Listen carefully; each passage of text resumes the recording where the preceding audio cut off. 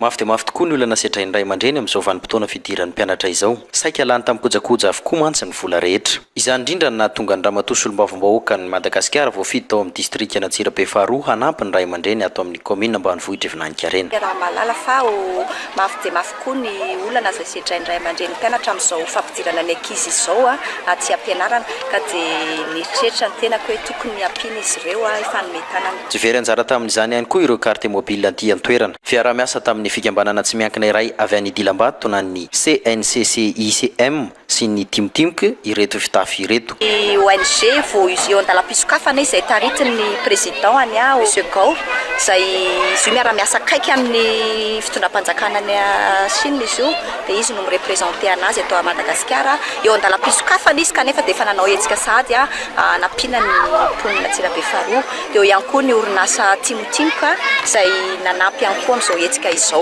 Nisy manantena zay fa mbola itony fiara-miasa satria raha hiala eto zahay dia mbola ifampidinika misy fiara-dinika asa izay arahana amin'ny OPCI indray zay amin'ny resaka fanamboaran-dalana amin'ireo partenaire miaraka amin'ny ramatoa solombavambahoaka. Tsy hijanona eto Evinanikarena ihany ny hetsika fa hitohy ho an'ireo komina rehetra ato anatin'ny Antsirabe faharoa.